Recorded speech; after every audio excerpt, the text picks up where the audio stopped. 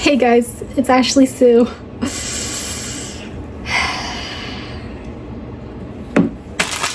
Let's make some food.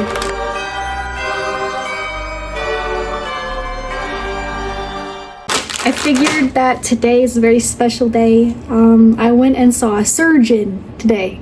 Yeah. Just because of the pain that I've been in abdominally for about a month now. I've been to urgent care, I've been to the ER, I've been to my primary care doctor, I've been to a GI doctor, I've gotten an endoscopy done, I've gotten a HIDA scan done, I've gotten so many labs done, and guess what? No answers. So I went and saw a surgeon today, and guess what he said? Guess what he said? Guess what he said? The question was, should I or should I not get my gallbladder taken out? And guess what he said? He said, it's up to you. It's up to me. I get to decide. Because if they take my gallbladder out, it could help or it could not help. And they would never 100% be sure what's going on with me. And so the question, should I get my gallbladder taken out? Well, that's up to me. I get to decide. So thank you, surgeon. Thank you for making me take an hour off of work, which might not be a lot for you, but for someone who is trying to survive, you know, that's $20 that could have gone to my groceries or my rent or my electric bill or my Wi-Fi bill or my garbage bill or my medical bill that you are piling on top. And just keep piling them on top of each other. And you know what the worst part is? They're probably going to charge me $300 just for that visit. You want to know why I think that? Because the last primary care visit I had was $300 and the 5-minute GI appointment was $300. So, thank you. Thank you, surgeon. It's up to me. I'm the surgeon now. Give me the scalpel. I'll rip it right out of myself. I went to the store, I went to Safeway with my grocery money, my monthly grocery money, which is whatever cash I have on me, which in today's case was $15. And I got some of these. And you want to know how much these were? Guess. Take a little guess. $7.29. So that's half. That is half of my grocery bill. Love chocolates. So what I've been doing a lot recently is I've been making a lot of baked things. And you know, one thing that I find a lot of comfort in is chocolate. I'm not gonna lie to you. I have a lot of smoothie bowls, and on top of my smoothie bowls, I like to put chocolate on it. And Trader Joe's honey. I really like honey now. So that just really brightens up my day.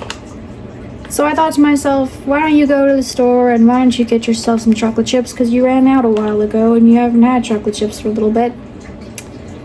And so I did. And I got the chocolate chunks to treat myself this time instead of just regular old chocolate chips. I got the chunks. And I got extra dark chocolate chunks, and I didn't really realize it said extra dark until just now. I don't know how much that affects the taste. But I mean, chocolate is chocolate. And so what would I recommend? I would recommend banana chocolate chip muffins. They're so good. Banana bread chocolate chip they're so good. But I don't have bananas. So instead we're gonna make double chocolate chunk muffins. Let me just clear this out of the way because it looks ridiculous. And I know I probably shouldn't, be eating like this, but I'm not gonna lie to you guys. I've been eating as bland as I can for a month. Because first it was my gallbladder, then it's pancreatitis, and now it's, well, who's to say? But for both of those, you need to eat a bland diet and plenty of fluids, which reminds me, I should take a sip of my water right now. It's only 5 p.m. It's only 5 p.m. It feels like the day should be over now. It feels like. Okay, so normally this is what I store my muffins in when I put them in the fridge, but the only mixing bowl I have is in the sink because I puked in it on Saturday, so I can't use that obviously. But I have a lot of Tupperware, so I'll figure it out. There'll probably just be like 5 Tupperware containers in the fridge of muffins, which is fine because who cares? Okay, so let's get out some materials. We're gonna need some measuring cups right here, and some measuring spoons too. Where did my damn spoons go? Oh well. And you'll need a fork for mixing because my whisk is in the sink too. What'd I make?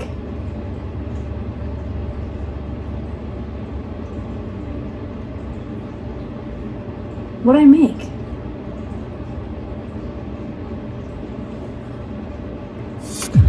Oh, you guys. Let me get something. This is my pulp. So right here I have grapefruit orange pulp. I was on a little bit of a juicing thing. This is random veggies, probably like spinach, carrots, oranges, lemons, ginger, apples, just regular stuff, you know what I mean? And so the other day, I think it was actually yesterday. Oh my god, it was yesterday. It feels like a month ago. I wanted to make some citrus cake with my pulp because I was like, that's what I've been saving this for. I've had this in my freezer for probably weeks now. No, it's been over a month. Now, I don't know if that's safe, but I've been doing it anyway. It's frozen. That freezes time, so it's fine. So I made a whole ass citrus cake. Disgusting. Disgusting. And it wasn't even the recipe. It was just because I remember when I made juice for this, I don't know what the hell they put in those grapefruits. I've never had a grapefruit before, but the one that I had, it was disgusting. Disgusting, I tell you, disgusting. And so when I made this citrus cake, it was disgusting. The sugar didn't even help, not even a little bit. You could still taste the twang. So now I really don't know what to do with this. And I have like 2 full mason jars of it in my freezer, probably 3. No, probably 2. I probably have more veggie. This is so good if you make muffins out of veggie pulp. If you're big on juicing and you don't know what to do with the pulp, make some muffins. It is so freaking good. Like, I was living off of veggie muffins for a little bit, and they're really freaking good. My hands are so cold. So I decided on a recipe. Her name is Sally Baking. And these are actually the muffins I made last time. I wanted to try a different recipe, but for that recipe, you need brown sugar. I don't have brown sugar. I just have regular sugar. So I decided not to do that. I decided to stick with Sally's baking, and it was fine. It turned out okay. So let's get the stuff out for it. You know, another thing that happened that reminds me of these muffins actually is for my HIDA scan, which is where they inject a radioactive tracer into your arm. And you lay down. I had to lay down. Not like that. Well, my arms were straight, but I had to lay down, and I was like right up against this machine, and he's like, don't move your body, but you can move your head. So I would move my head like this. Because there was like a screen right here. Well, far away. But he said I could look at the screen, so every now and then I would just go. And like on the screen, it's lit up, so you can see the tracer moving through your body. So first your liver. You know what? Let me do stuff while I'm talking, because I don't want to chat here all day. I got shit to do. I gotta make these muffins. Let's get the stuff. I'm just chilling, laying down, watching the screen as it tells my fate. I'll bring it closer so you can listen to me talk while we make muffins. Oh yeah, so I was telling you what a HIDA scan was, right? And before you get a HIDA scan done, they send you like a little, if you have my chart, they send you a little info thing and they say, hey, by the way, like before your appointment, eat 10 grams of fat at least. And, you know, to be quite honest with you, I was in so much pain. And actually the night before is when I went to the ER because of my pain. And when I was at the ER, they told me, hey, we did a CT scan and your pancreas is inflamed, and so you actually have acute pancreatitis. And that was the day before. So you can imagine I don't have a lot of time to find 10 grams of fat and eat it.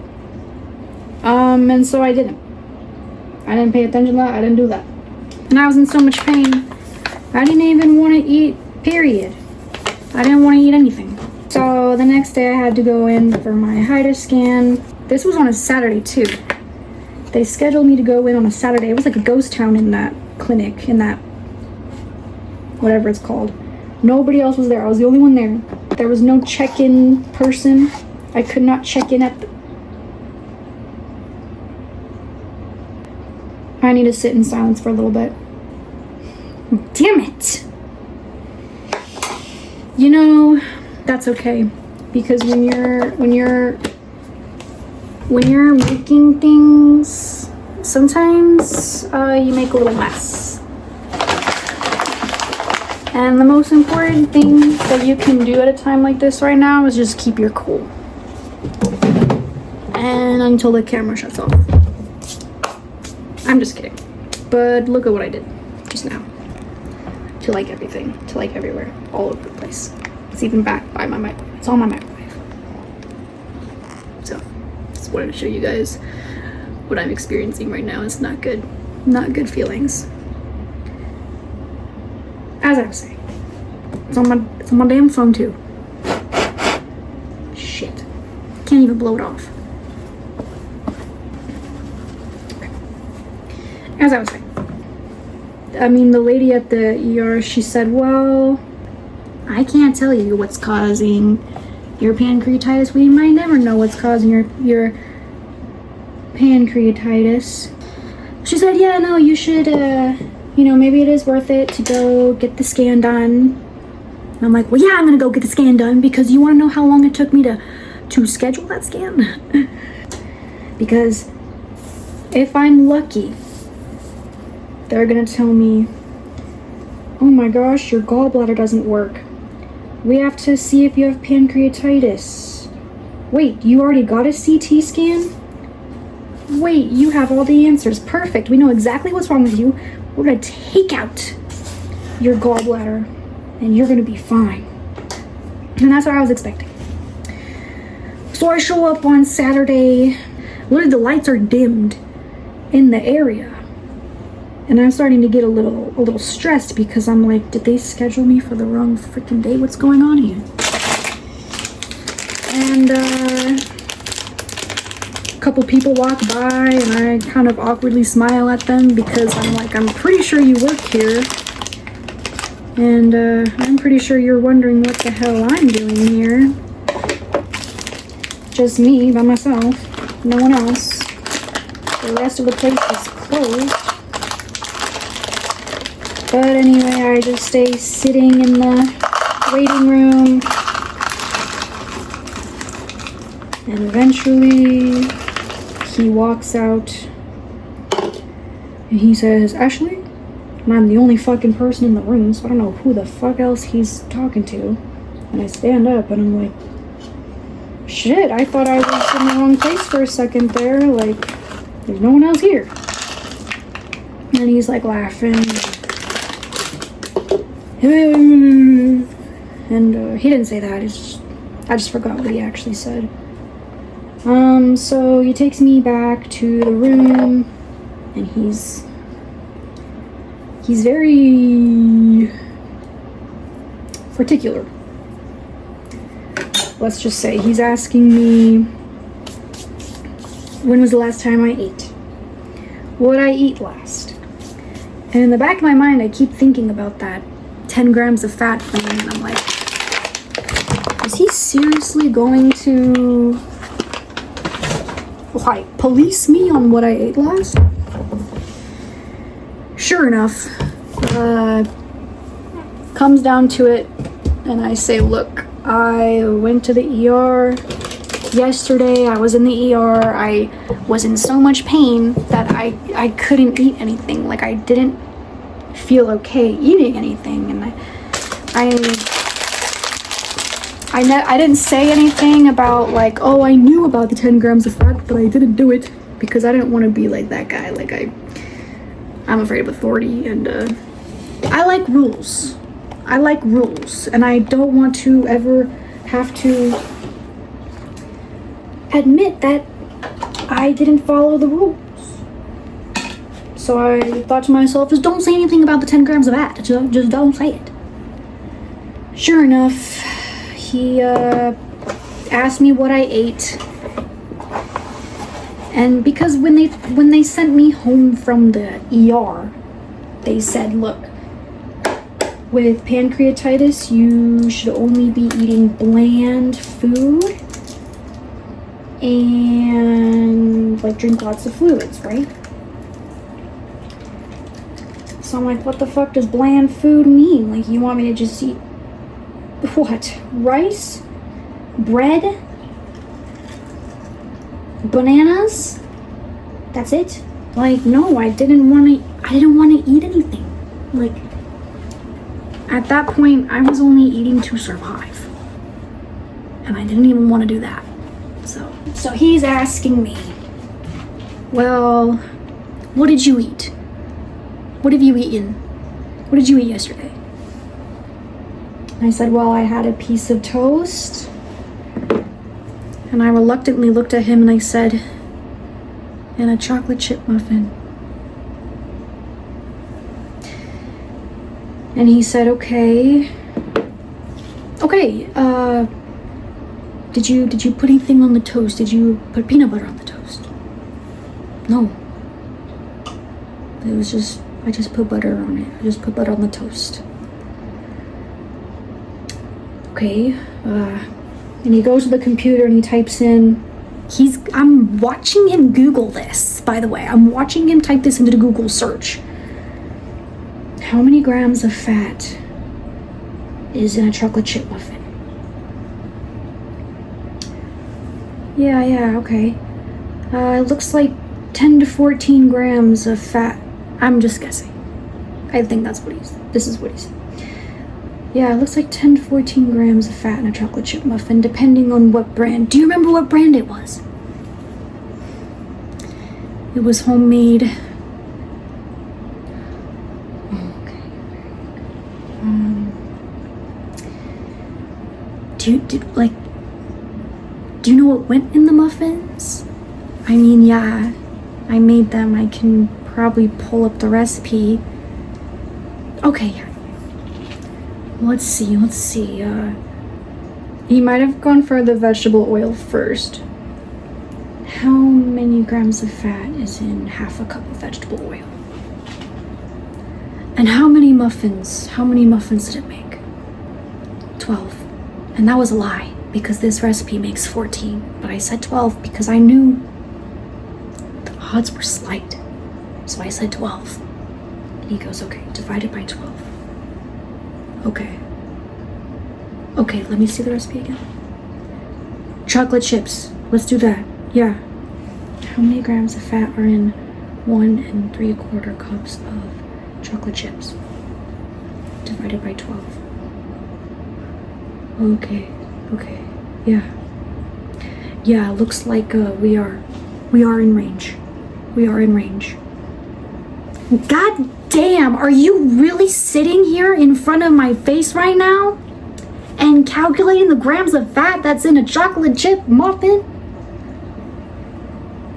What the fuck are we doing here? I was so scared he was gonna send me away. That's why I lied and said it made 12 muffins instead of 14, because what if he sent me home? What, I gotta reschedule this again? It was bizarre. I've never experienced anything like that before. Has anyone else experienced that before? Do they really take it that seriously? Or was it just this guy? Because I feel like this guy was a rule follower. He's the rule maker. He made the rules. He respects the rules. And I respect that. But at the same time, if I was 0.8 grams of fat off, were you gonna say, you gotta come back? I can't do it today. And like, I get it. The results might not be accurate, but come on. Work with me a little bit here, sir. Does that really make that big of a difference? Back to the frickin' muffins. I got so sidetracked. I needed to say that to someone because I don't think I explained that to anyone ever about what happened that day. I don't think I've told anyone about that. And it's just been on my mind a little bit lately. So anyway, yeah, I was able to do the scan. I went in to the room. I laid down and he asked me, is it too cold in here? Do you need a blanket? And I said, I don't really care, like, I'm fine right now. And he's like, well, if you're gonna be here the full 2 hours, you might get cold. I said, fine, just give me the freaking blanket. Like, okay, thank you. Jeez. So he put a blanket over me. And, you know, in the past couple weeks that I've been to a doctor, I never realized how much they cherish warm blankets, like, and I just didn't know that. Like, when I went to get my endoscopy done, one of the women in the room, she was like, are you warm enough? And I was like, yeah, I'm okay. And she like tucked me in a little bit, and I was like, what is going on right now? What are you doing that for? And when I went to the ER, the nurse was like, let me get you a warm blanket. And he got me a warm blanket. And I guess that's just what they do, and I didn't know that about the hospital and stuff. So if you're ever, you know, wanting to know more about a hospital, that's an interesting detail, is they keep those warm blankets stocked like it's nobody's business. So what was I even talking about right now? Oh yeah, the HIDA scan. So he warned me at first. He was like, so this test could either take 1 or 2 hours depending on how your gallbladder reacts. If your gallbladder doesn't light up, then the test is over. If your gallbladder does light up, then that's when we inject you with a different medicine, and you have to sit for a second hour. And that medicine might trigger side effects that you've already been feeling. So, whoa. Like, you mean the second hour? Well, actually, at that point, I wasn't even worried, because in my mind, I'm like, my freaking gallbladder's not gonna light up. It's not gonna light up. It doesn't work.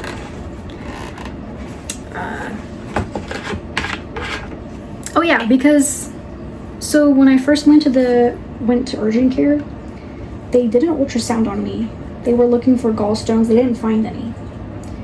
And so they sent me home. They didn't think it was my gallbladder. And so when I went to my primary doctor, I explained to him what happened. He's like, oh, well, sometimes they just stop working. Sometimes gallbladders just stop working. You don't have to have gallstones, sometimes it's just done. And so I was like, oh.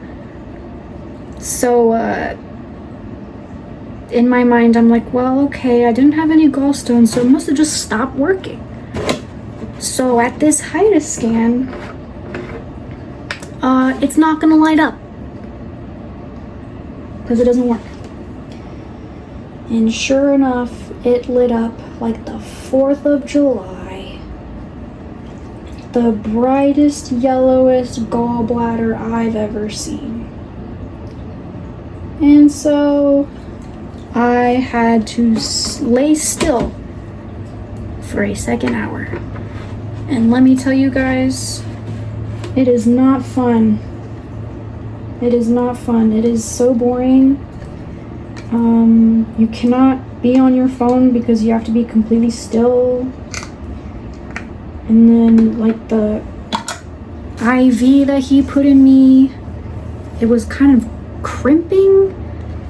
And so I would be laying down and he'd be like, can you straighten your arm a little bit? And I'd be like this? And he's like, yeah, that's better. And I'd be like, shit, now I have to lay like this for an hour. And this is like really uncomfortable to lay like this. And so, also another thing is, so you're laying down, right? And then they put like this sleeve. You have to put your arms in the sleeve. So your arms are kind of restrained. And so I had to really straighten it out and like make it a point to like put my arm a certain way, which means this arm had to raise up a little bit. And then I'm like, why did you pick the most uncomfortable position, Ash? Because now you have to sit here like this for another 30 minutes. And the freaking IV kept crimping. I don't know why. But he kept just saying like, can you straighten your arm more? And I'm like, I'm trying. And it wasn't fun. And it wasn't fun sitting there thinking to myself, great. My gallbladder did light up. So what does that mean for me now? And so I'm just thinking and thinking and thinking, and it's not a lot of help when you're thinking and you can't Google stuff. So it's just like, I'm not a doctor, I don't freaking know. Like, I don't know what that means. So after the hiatus scan, he told me, he's like, well, your gallbladder lit up, everything emptied out of your gallbladder. Like, I think they're gonna tell you it looks normal. And I'm pretty sure he probably wasn't supposed to say that to me, but he did. He said, they're gonna tell you that it looks normal. Because I'm the technician, it looks normal, it worked, it lit up. So I'm kind of sad, and I'm like, oh, okay. Like, it's not the answer that I wanted. I mean, I'm sure it's a good thing, like it's a good sign, right? But in my mind, I'm like, well, that's not the answer I wanted. I wanted to have my gallbladder taken out so that I can be free from this pain. But sure enough, I went home and I was kind of happy but kind of sad because I don't know how much insurance is going to cover a surgery like that. I don't know.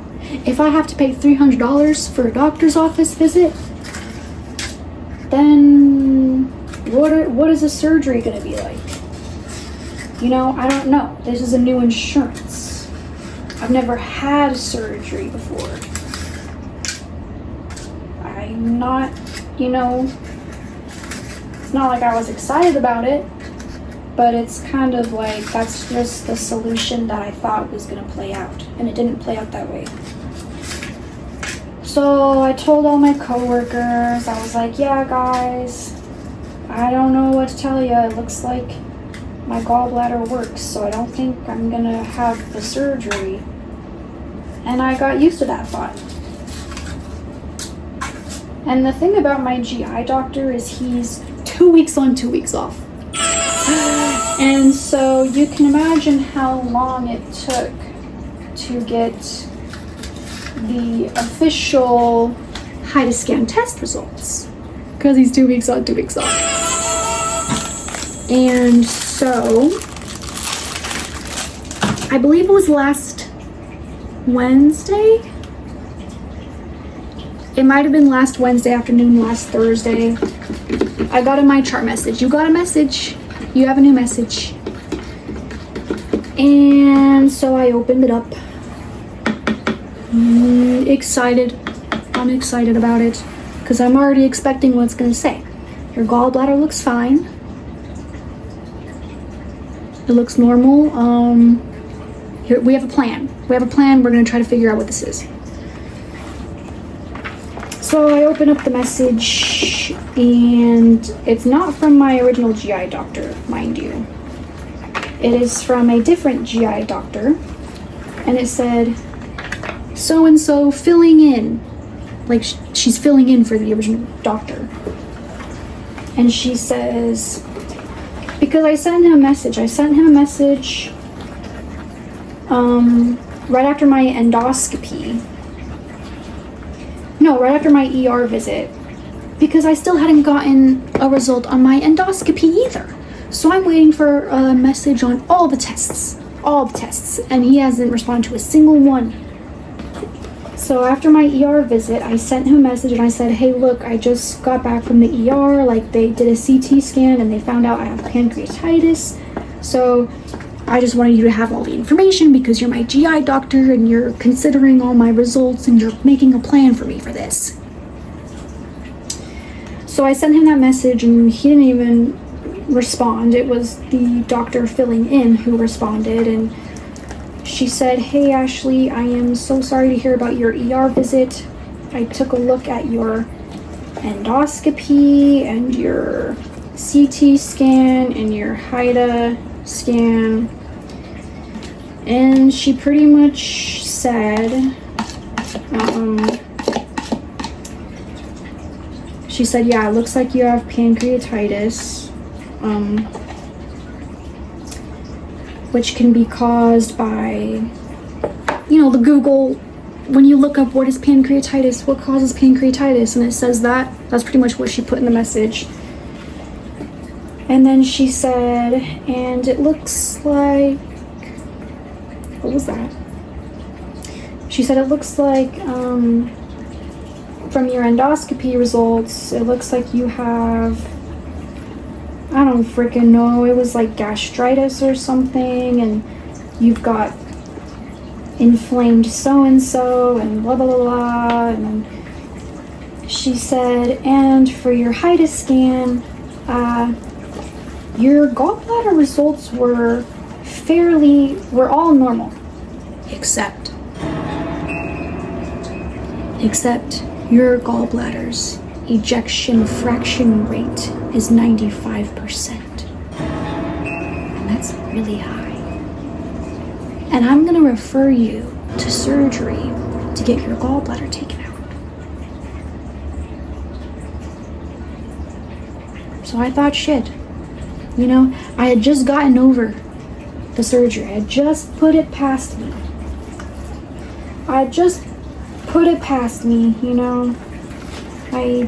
I thought this was all over and done. And here we are talking about surgery again. So I messaged her back and I said, okay, hang on. Are you saying that these are all 3 separate conditions, 3 separate issues? Or are they related? Can it just be one thing causing the other? And she said it could be related. Yeah, you can schedule a follow-up and we can talk about that. And I'm like, girl, I can't afford to schedule a follow-up with you. Like, if I schedule a follow-up, I'm gonna go in and you're gonna say the exact same thing to me, but verbally, like person to person. You're not gonna, like, I already got this answer from you. I'm good. I got the info. It could be related, it could not be related, right? So, I get a call from the surgery today, and no, I got a call from the surgery on Thursday, maybe? Because I told her, look, just refer me to a surgeon, and, you know, when I'm able to, I'll schedule a follow-up so that, you know, we can get to the bottom of this. So, I got a call from surgery and scheduled an appointment for Monday, which is today. So, I'm all amped up. I'm like, okay, guys, I'm gonna go for an appointment and they're gonna tell me if I need surgery or not. And this seems pretty serious, so I'm assuming I'm gonna need surgery. I told all my coworkers this. I told them all this. They've been on this roller coaster ride with me. They've been on this ride with me.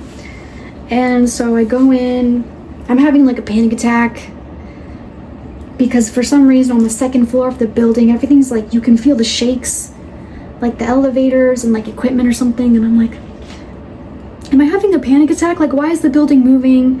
And after I sat down in the waiting room, I realized it's the building. Like, it's probably triggering more panic because I'm second guessing myself and I'm thinking that I'm having a panic attack. The building is just shaky. It shakes. It moves. Anyways, they call me back and I'm, you know, eventually the doctor comes in and he's like, in your words, explain to me what's happening to you. And I explained everything. And he's like, yeah. So, looked at your file, and, you know, from what you're telling me just right now, what you're telling me, I don't think it's your gallbladder. I don't think it's your gallbladder.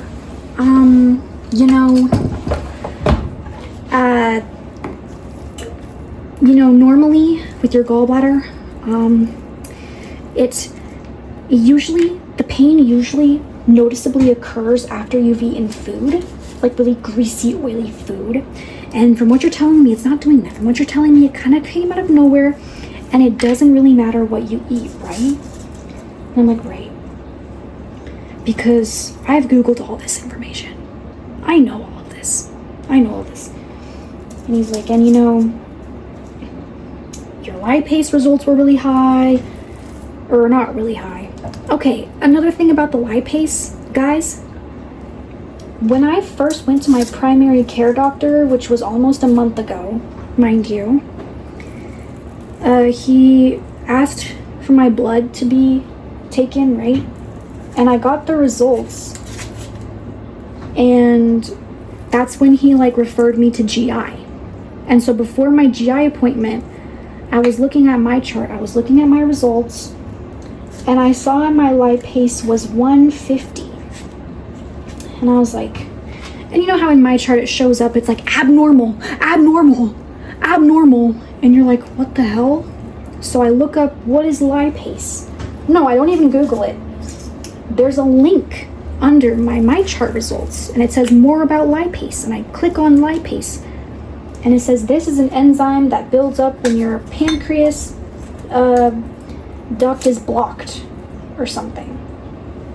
I'm like, oh my god, my pancreas, it's blocked.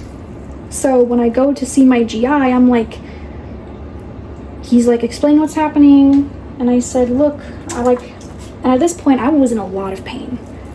And I was like freaking out kind of, and I was telling him everything. And then I was like, and I got my blood done and my lipase is really high. And he's like, 150 is nothing. He's like, that's not high. If someone has a stomach bug, they have high lipase, you're fine. And so after that I was like, oh, okay. damn, bamboozled again by the doctors.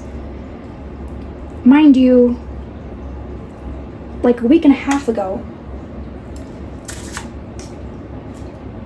maybe a week and a half, when I went to the ER, they did what they do. They took my blood. All the rooms were full, so the nurse came out while I was in the waiting room, and he's like, yeah, we're gonna get you hooked up to IV. And I was like, oh, cool. Like, what is this? Like, great. I don't think I've ever been hooked up to a IV before that. And so I was kind of confused, but I was like, maybe this is just protocol. Like, okay.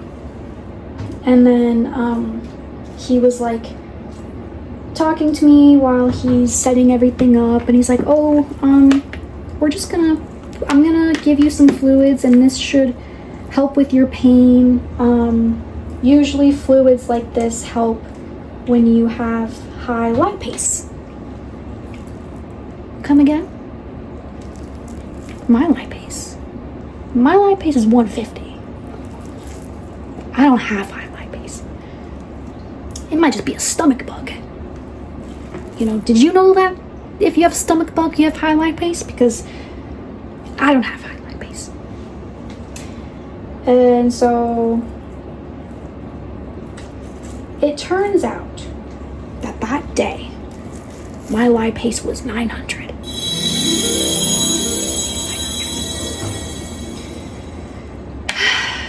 So, I mean,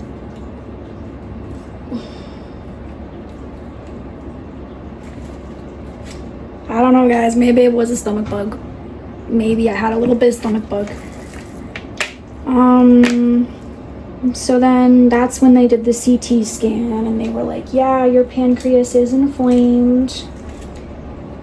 You know, you've got some acute pancreatitis going on here. And unfortunately, you know, we can't fix you up.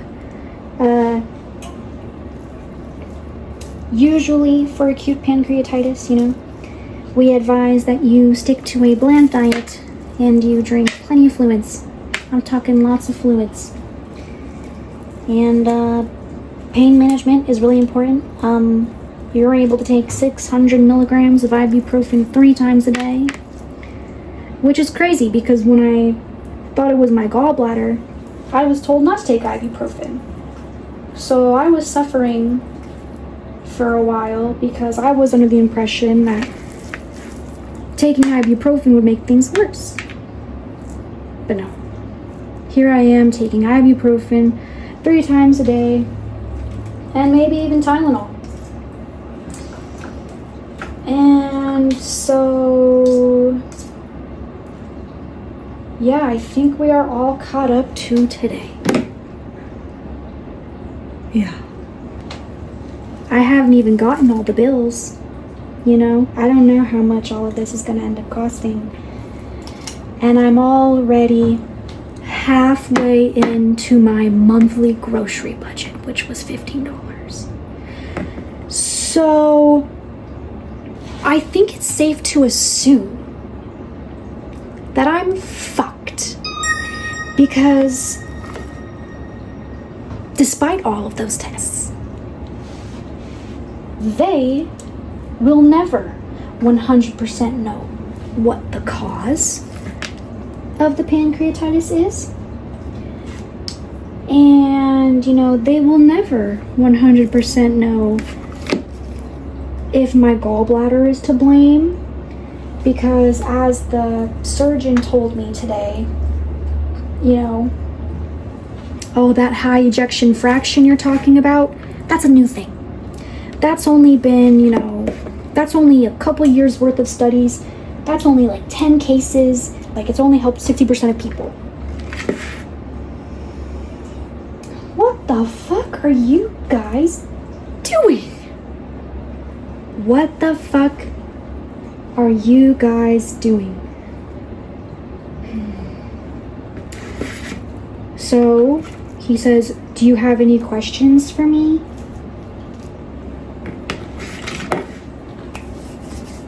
I don't know if I want to ask you any more questions. I think the only question I have left is, why do I bother? Because at this point I've been passed around between 1, 2, 3, 4, 5, 6, like 7 different doctors, 7 different professionals in the medical field, and not one of them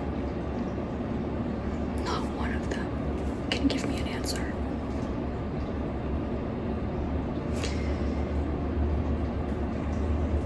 And they took all my money. They are actively taking all my money.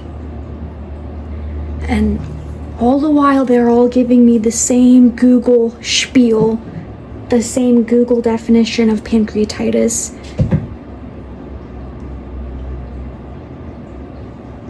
I need to put the muffins in the oven. Okay.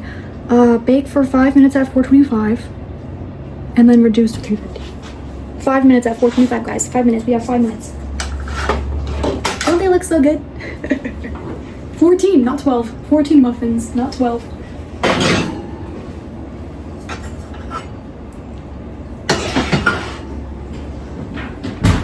So if your hide-a-scan technician is dogging on ya for how many grams of fat did you eat, tell them you ate Sally's Baking double chocolate chunk muffin and you'll be perfect.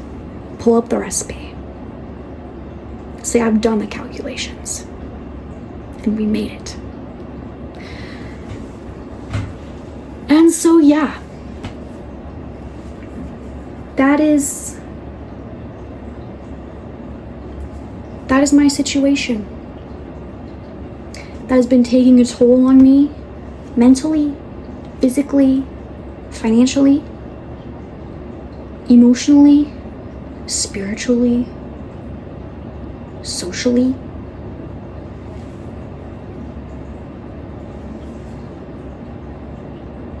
Politically, dare I say. I didn't put vanilla in.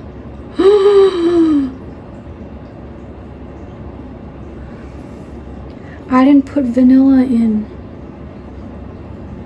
Guys, I didn't put vanilla in. They're gonna taste terrible.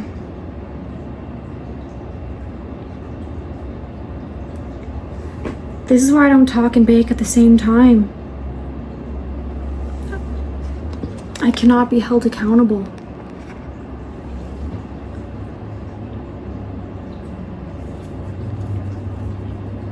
Anyway, so when I came back for my appointment, all my coworkers were like, "What'd they tell you? What'd they tell you? Surgery? No surgery?" I said, "It's up to me. It's up to me." And they said, "What? What do you mean it's up to you?" And I said, "He told me. It's up to me. If my gallbladder should be taken out or not, it's up to me. I get to decide. It's my call. I'm not the surgeon. I'm not the medical professional. I'm not a nurse. I'm not a hide-a-scan technician. But it's up to me. If I should take my gallbladder out, it's up to me."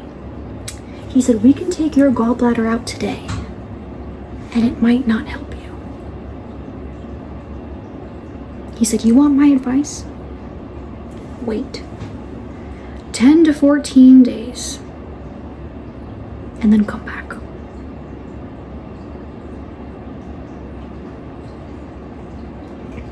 I've been kind of waiting a month already. And to be honest, sir, I don't really care for that answer. I don't really care for that answer. I don't really care for give it a couple weeks. It's always 2 weeks. Always. It's always give it 2 weeks. So no, I don't really care for that answer. I feel like I've wasted my time taking an hour out of my day, out of my work day, an hour that I could have been working, $20 that I could have made, for you to tell me to give it 2 weeks and come back, and that it's up to me to decide. Ultimately, it's up to you to decide, but we can take your gallbladder out today and it might not help you.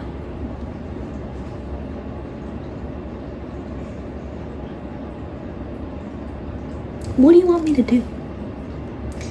I just don't understand anything. And so if anyone has ever been in a similar situation, please let me know. Please let me know if you see a past version of you in me right now. Because it takes a certain beating down of the human spirit for someone to go to YouTube for answers. It really does. And that's what I'm doing today, is I'm looking for some answers that 7 medical professionals couldn't give. And I tried AI. I did. Sad to say, I tried AI because when I was at the ER, my dad was with me. And as I'm sitting there in excruciating pain, he hands me his phone and he says, and I look at the phone and it's AI. It's an AI chatbot. And it says, "What are your symptoms?" Dad. Right now? Really? Okay. So I'm typing in my symptoms and it's saying, that doesn't really sound like a gallbladder issue. That sounds like something else going on. It doesn't necessarily sound like a gallbladder issue. What does AI know? I'm at the ER. I don't need AI. I have a room full of medical professionals and they are going to figure it out.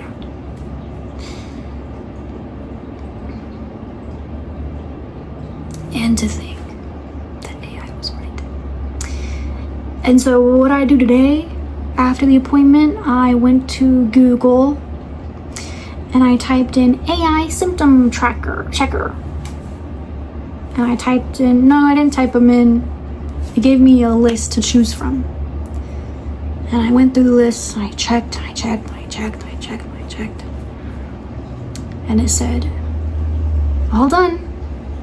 Click this button to see your results. And I clicked it. And it gave me more questions to answer. And I thought, that's weird.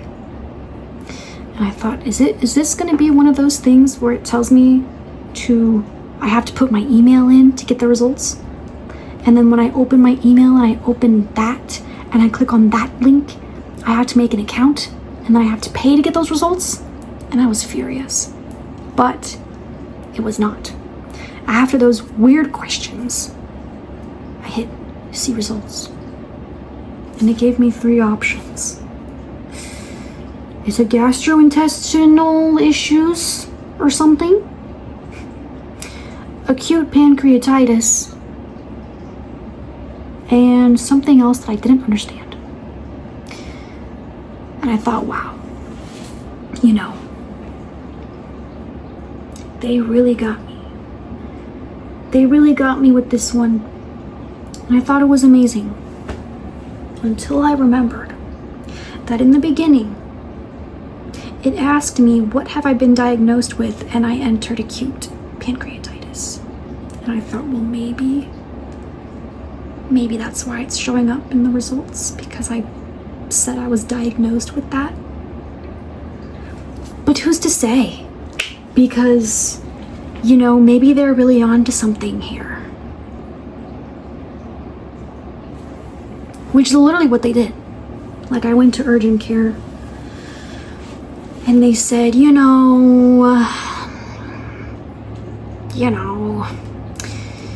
I were you, I'd follow up with your primary because he should know about this. And I hadn't seen my primary doctor in a long time.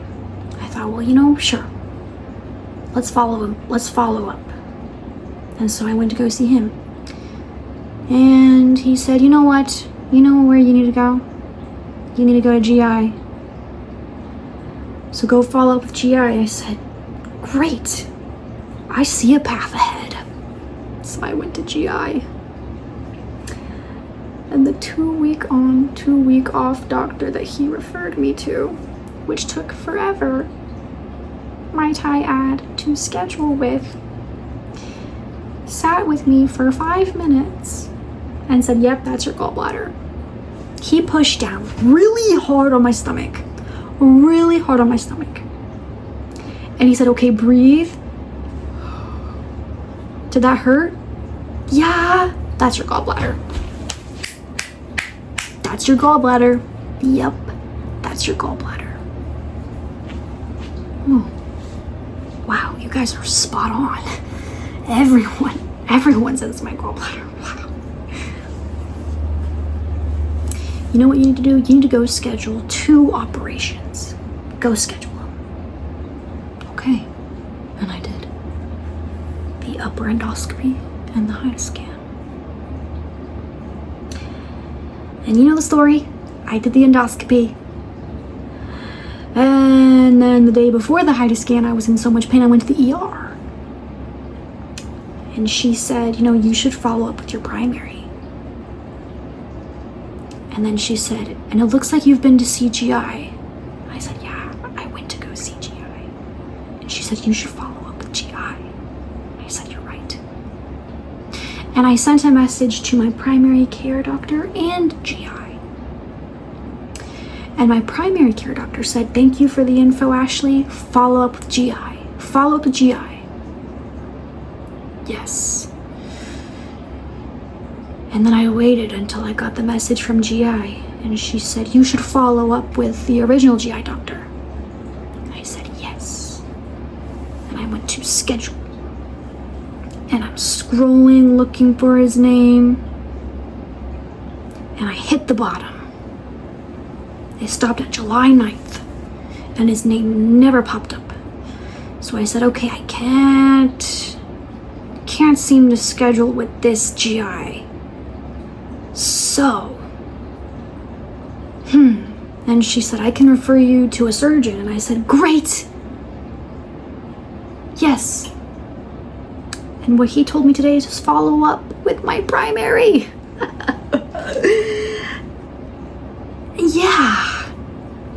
Yeah. So it's just an endless cycle. It's an endless circle, and they're all just passing me around. $300 here, $300 there, No answers. Just me losing money, time, energy. I want to sue everybody involved for emotional damages as well as financial. So, and ow, I just burned my finger on my oven. And the worst part is that I forgot to put vanilla in the cupcakes. They're not cupcakes, they're muffins. And so what if they don't even turn out good? When is it gonna change? Where is the straw that breaks the camel's back? Nowhere in sight. Because this is the system. This is the system that we have today. And I feel really bad for myself. But I know that whatever my situation is, there's worse. There's 100 times worse. And so the more that I think about this, the more that I realize, we're fucked.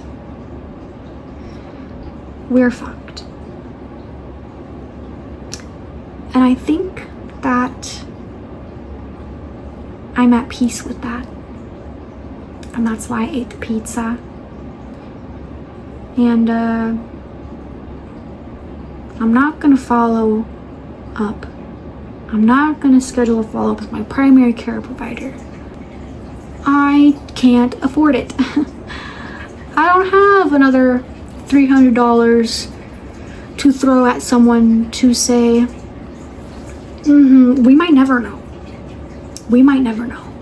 Follow up with them though. There you go. I can't do it anymore. I can't do it anymore. And so, if I die of organ failure by some chance, y'all know what happened. Part of me is wondering if stress is a factor, because just talking about it right now with you in the last hour, I feel a lot of sharp pain sensations. Or that actually might be the ibuprofen wearing off. So, who's to say? But that is my story. That is what's been going on with me for the past month. It's only been a month. You as a surgeon cannot look me in my eyes and say, this decision is up to you. It might help, it might not help. Do you have any questions? Fuck you, man. Fuck, man.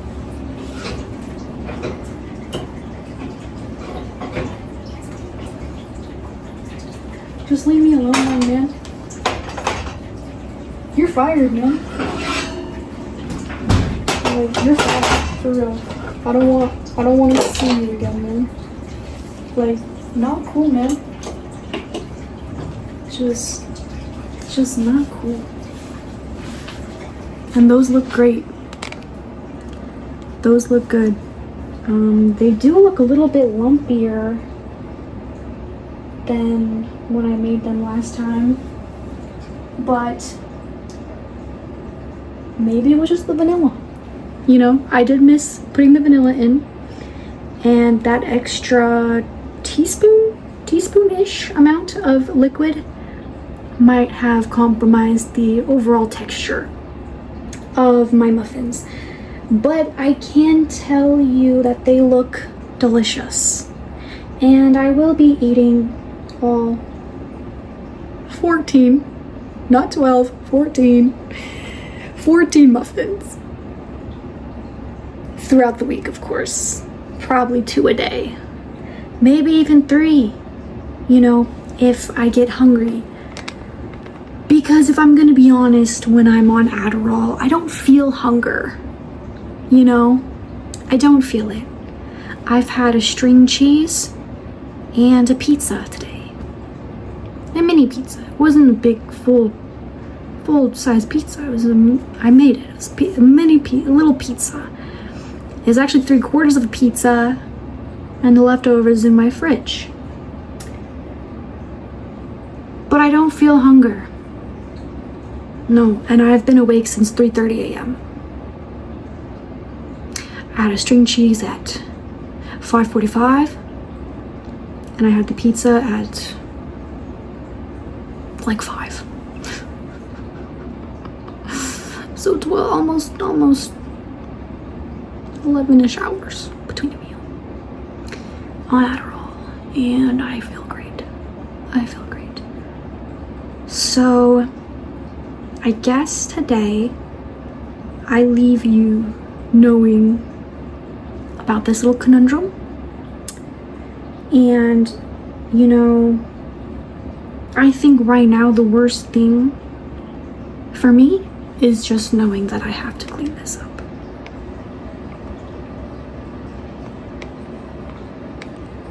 And I need to go water the backyard. So, I hope you guys are doing